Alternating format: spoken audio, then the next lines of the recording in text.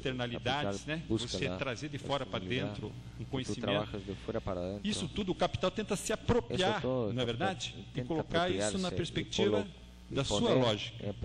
Mas esses recursos, que são recursos imateriais, eles permanecem, não é, com o trabalhador.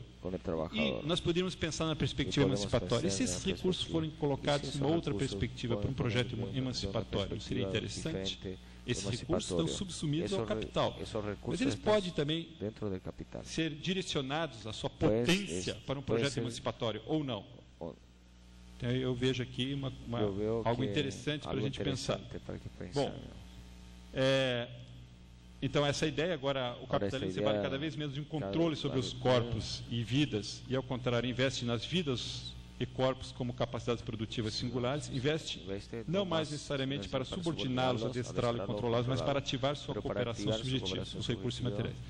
Temos toda uma reflexão interessante que esses autores vão trazer do Foucault, né? Que é pensar agora, esse biopoder se manifesta assim, né? Mas ele pode, uma contra-reação a esse biopoder pode ser a biopolítica, que a gente vai agora. Então, essa é para concluir esse primeiro ponto. Então, as formas centrais de cooperação produtiva, olha, isso é interessante, hein? Atenção, ó.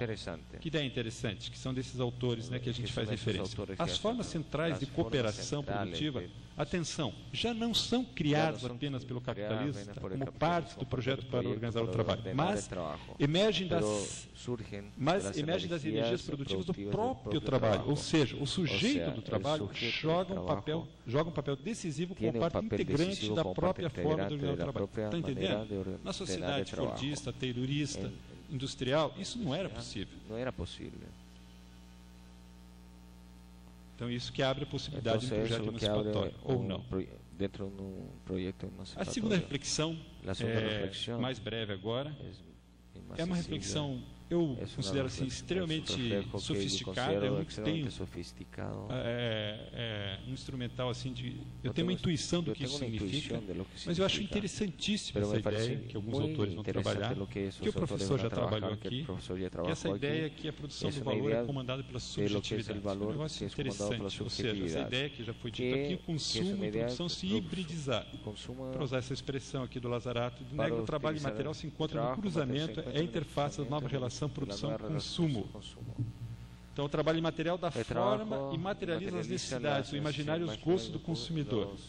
E esses produtos devem, por sua vez, ser potentes produtores e necessidade do imaginário e gosto. A particularidade da mercadoria produzida pelo trabalho material está no fato de que ela não se destrói no ato de consumo, mas alarga, transforma, cria a mente lógica e a cultura do consumidor. Ela não reproduz a capacidade física da força de trabalho, mas transforma o seu utilizador. Então, essa ideia aqui, se a produção é hoje diretamente produção da relação social, a matéria-prima do trabalho material é a subjetividade e o ambiente ideológico no qual essa sociedade vive e se reproduz. Eu visitei uma indústria têxtil lá no Rio Grande do Norte, indústria têxtil Guararapes, que é um dos grandes grupos têxteis do Brasil. Um chão de fábrica de aproximadamente 4.000 trabalhadores, trabalham em pequenas unidades, trabalho extremamente taylorizado, e produzem o que se chama moda fast fashion.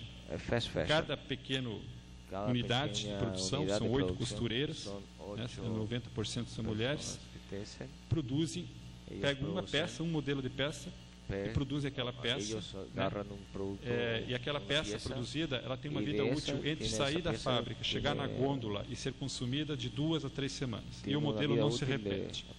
Esse repete-se eventualmente. Interessante. Interessante, inclusive, que essa Guararapes, a camisa branca lisa e a calça jeans, eles importam da China, porque não compensa produzir no Brasil, os custos são mais altos. Mas o fast fashion, que é dar um adereço, que dá um upgrade, né? Na camisa, na camiseta, eles fazem ali. Aí a discussão, conversa vai, conversa vem, mas o que define o tipo de modelo do fast fashion a ser produzido? O que define é o consumidor. Interessante. O trabalho taylorizado. Na sociedade fordista era assim, né? Eu produzia e desovava a produção no mercado. Na verdade, era a história da produção da montante a jusante. Hoje é o inverso, foi dito aqui. Quem define o que se produz são as subjetividades, é o seu gosto que vai definir. Como é que ele chega no seu gosto? Através de pesquisas de mercado. Então tem uma coisa interessante no capitalismo hoje, que alguns autores dirão que a produção de valor hoje é comandada pela subjetividade.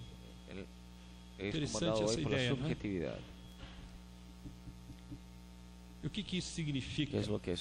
Porque antes o capitalismo, ele que oferecia os produtos, você não tinha o mix produtivo, você consumia aquilo que é aquela célebre frase do Ford, né? Você pode consumir qualquer carro desde que ele seja preto, não é verdade?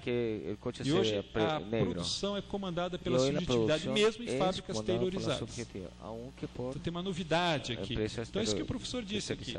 A subjetividade ela é colocada a serviço da nova lógica de acumulação do capital.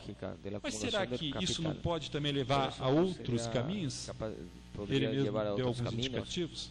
Também tem um elemento aqui, talvez, impossível caráter.